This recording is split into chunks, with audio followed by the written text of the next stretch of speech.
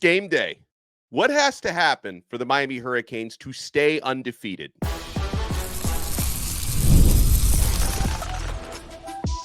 You are Locked On Canes, your daily podcast on the Miami Hurricanes, part of the Locked On Podcast Network, your team every day. Your number 8 Miami Hurricanes look for a 4-0 start to the year, but standing in their way this evening, a scrappy USF Bulls team who's going to try to play spoiler in Tampa, USF with the home field advantage. I am Alex Dono, your host, University of Miami alumnus, longtime South Florida sports radio vet and co-host of Locked On ACC. And thank you so much to the everydayers for making Locked On Canes your first listen and your first watch today. We're available free wherever you get your podcasts. We're free on YouTube. We're part of the Locked On Podcast Network, your team every day. So after the game, there is going to be a postcast, and I hope it's going to be a happy one with the postcast king himself, Jim Greasehopper. Our man Grease is with us. So Grease, Miami taking on USF. What are your keys to the game? And I notice you're wearing a Devin Hester jersey today, which is fantastic. Devin Hester, Hall of Famer. Devin Hester, maybe the greatest return man of all time. It's kind of hard when I don't know if I should say a name of a player who went to that school in that city way up north that somehow is the capital of Florida as the greatest return man of all time. But right here, Devin Hester. And yeah, Alex, I want to see a return game touchdown. I want to see a defensive touchdown. The University of Miami Hurricanes, and we know this about Hurricanes fans throughout the years, we're greedy. Howard Schnellenberger got the bar going, said it high. The state of Miami, Jimmy Johnson, Dennis Erickson. I'm naming coaches here, right? Because we're so scarred. Great but ones.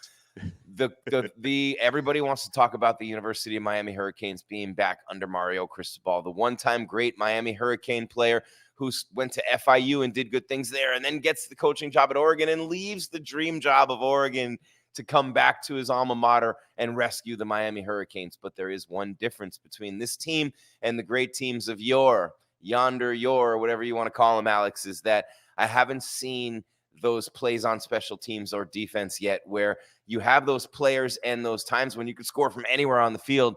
And I think in a game like this on the road, you're a 16.5-point favorite. Two things for Miami this year. They haven't turned the ball over. Cam Ward hasn't turned it over. That's why he's the front runner in the Heisman race, because he hasn't turned the ball over. And Quinn Ewers got hurt. Those two things. But he's top 3 in the Heisman race no matter what list you look on. No turnovers.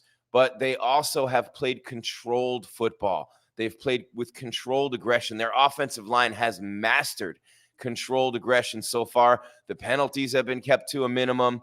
And those two things, lack of turnovers and lack of penalties, the disciplined focus of this football team have been magnificent. They've been better than when this team was winning national championships, quite frankly. But I want to see special teams touchdowns. I want to see defensive touchdowns. They're a hallmark of great University of Miami teams, and it's about time for this particular team to put that kind of stamp on a game. And I think today might be the day. You know, you outlined some great keys there, including not turning the football over, which is definitely one of mine, Grease, because, you know, we all heard about, and I watched the game, how USF kept it very close with Alabama 2 weeks ago until the fourth quarter when Bama pulled away. And a big reason why USF was in that game was Bama coughed up the football 3 times. So staying turnover free or close to it, I think, is really important for Miami. Don't give any free possessions to USF. And then the other thing for me, Grease, well, a couple of other things on my mind, but USF has an excellent running game. They're 8th in the country running the football, and that includes their quarterback, Byron Brown, who's actually their leading rusher so far. If Miami can contain the run for USF and turn Byron Brown into a passer, force him to beat you with his arm. He's only completing 56% of his passes so far this season. Their passing game is 120th in the country. So if you can take away the run, maybe put a spy on Brown, force him to try to beat you with his arm, that should bode well for Miami. It should bode well for Miami, but he can do that too. He can beat you with his arm. Make no mistake about it. He's not the highest profile player on the field with Cam Ward there. And what a story for Cam Ward and all the Heisman. But here's one thing, and you know this, Alex, and Miami Hurricanes players have feasted on opportunities like this in the past. So we know it's the other way around. So you know that a guy like Brown, you're not going to let him beat you with your feet.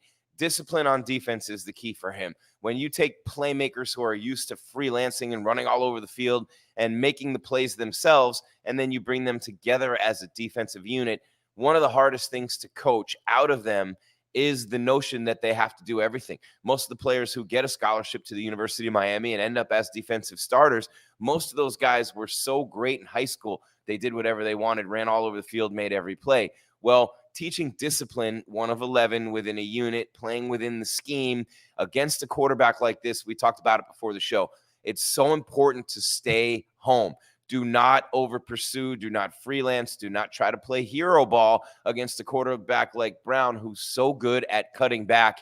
And you make a mistake like that, he's going to be gone. So I really believe, this is a guy who threw for over 3,000 yards last year. So he can beat you with his arm, Alex. He definitely can do that.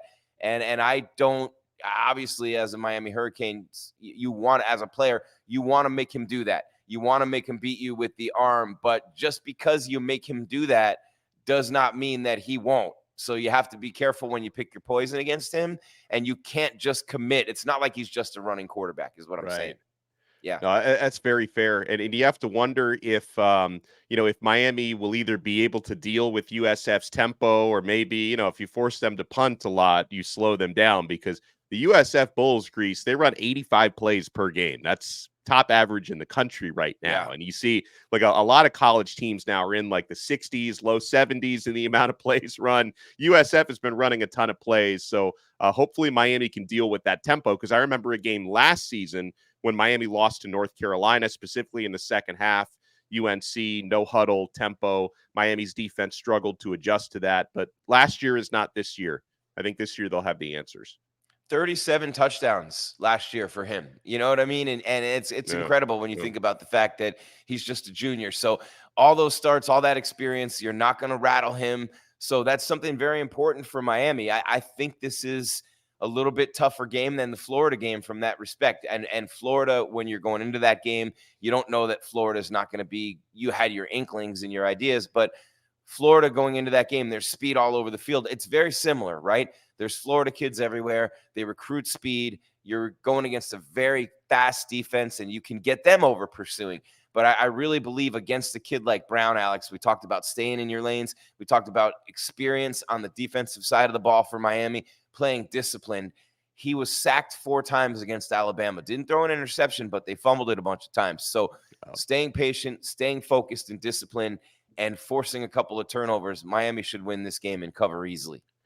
We're joined here by our guy, Grease, who's going to be hosting the postcast right after the game tonight on the Locked On Network. You're going to see and hear Jim Greasehopper reacting live, talking about whatever happens tonight between the Miami Hurricanes and the USF Bulls. And when we come back, talk about the statement Miami has an opportunity to make in this game tonight, and we'll give you our predictions. I've already put mine on record. I will double down on it, and I'll let Grease give us his.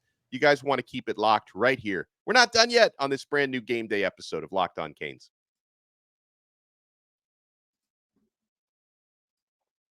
With Robinhood Gold, you don't need a silver spoon to eat up the financial favors of the 1%. Robinhood Gold allows others to get the rates and perks usually reserved for the high society. Now, the resourceful individual with Robinhood Gold can earn the very liberal rate of 4.5% APY on uninvested cash, receive unlimited 1% deposit bonuses, and be rewarded with a handsome 3% retirement boost on an IRA account. Robinhood Gold provides the privileges of a high net worth for any net worth. These generous benefits are now available for only $5 a month. The new gold standard is here with Robinhood Gold. Sign up at Robinhood.com/gold. Terms apply. For product specific disclosures, visit Robinhood.com/gold. Investing involves risk. Rate may change. Gold membership is offered by Robinhood Gold, LLC. We are also proudly brought to you on this episode of Locked On Canes by FanDuel. Folks, we've been winning money with FanDuel, and you can start the season big, NFL fans, with a big return on FanDuel, America's #1 sportsbook. So when you get a hunch in the middle of the game, you can check out the latest stats, view live play-by-play, and so much more on the same page where you place your bets. You'll get started with $200 in bonus bets guaranteed when you place your first $5 bet. I've been having a blast. College football season, NFL season on FanDuel, America's #1 sportsbook.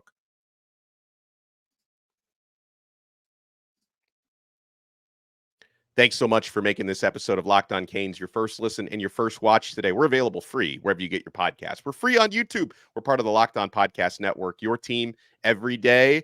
And for our great Locked On Canes fans and even the USF fans who are going to need their crying towel later tonight, the Jim Grease Hopper postcast is going to be awesome right after the game this evening. So, Grease, I think, obviously based on the way, Florida has played so far this season, and of course the other two opponents Miami has faced, Ball State and FAMU, one can definitely argue USF in Tampa could very well be the toughest test Miami has faced so far.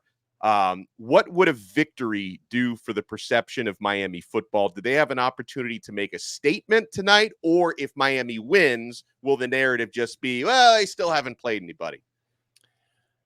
I don't think that will be the narrative 100%, as they say they haven't played anybody, because obviously you have Louisville coming up. Florida State has, and I could never say this enough times, they have completely just destroyed everything ACC related this year. So anything ACC related in terms of strength of schedule, any of those things is just gone because of Florida State, right? So Miami literally just win the conference, make the playoffs, beat everybody there. And that's literally what it's going to have to be. So in terms of the narrative, the Alabama game, and I remember I did a show on ESPN radio that night. I'll be on tonight too after Locked On Canes postcast. And we were talking about that game, and you're looking at watching that game, and how is USF still in this game? Well, they have speed all over the field, Alex, and that is important. But Alabama turned the ball over 3 times, and then they also didn't score inside the red zone. That was one of the turnovers, a fumble inside the 5-yard line. So that's a 14-point swing. Things like that. And then Alabama really got it going in the fourth quarter. So you're going to have those comparisons. I believe that South Florida is one of 2 teams that will have played 2 top 10 teams this season. Kent State being the other one, plays Penn State today. So playing Alabama, playing Miami, playing Milroe, playing Ward, and that's going to be the comparison. So Miami will be compared to Alabama, and you start playing that game. Well, they beat them by this number, and we need to beat them by this number.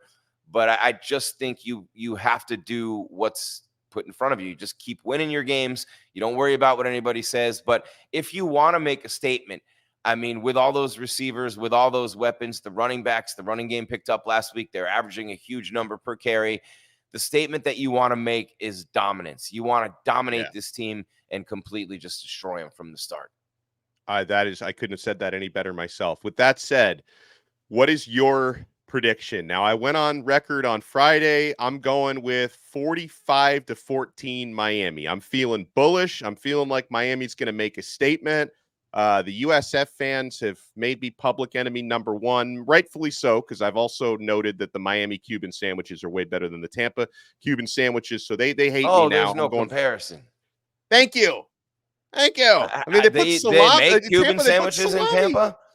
Well, they claim to have invented the Cuban sandwich, but they put salami, not Cuban, that's Italian, in their Cuban sandwich, which to me is like an immediate. I mean, I love salami, but it doesn't belong in a Cuban sandwich. It takes the Cuban out of the sandwich.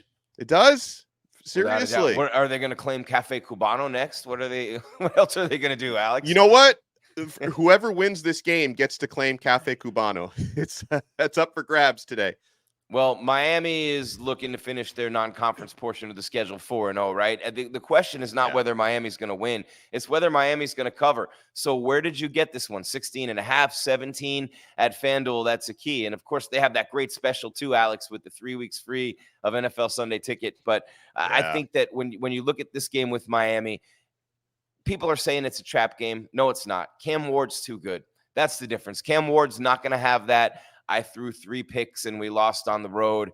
He's not going to have that, like when Dorsey lost at Washington and gave him the turnovers early as a sophomore. Those types of things aren't going to happen. It's game 4. This is an easy win for Miami. I'm going 52-0 shutout. Oh, 52 zip, and we get the punt return touchdown. Maybe a kick return touchdown from Chris Johnson today. Well, that is music to my ears. I like that. It's not a statement game. It's a flex game. That's beautiful. He is Jim Grease Hopper. You're going to see Grease tonight after the game. It'll be a late night postcast tonight. Hopefully talking victory. We'll be talking about a big Cam Ward game. A couple highlights from him, maybe. I think. What do you think? Couple? Just maybe one I or think two. a few. I think a few. I mean, he leads major college football with 11 touchdown passes so far. We'll see what he can do later on tonight. But make sure you guys check out Grease on the postcast. I'll try to make a cameo on the postcast tonight as well. And we will see you guys after the game. Miami, USF going down tonight, 7:00 in Tampa. We'll talk to you next time on another episode of Locked On Canes. We are part of the awesome Locked On Podcast Network. Your team every day.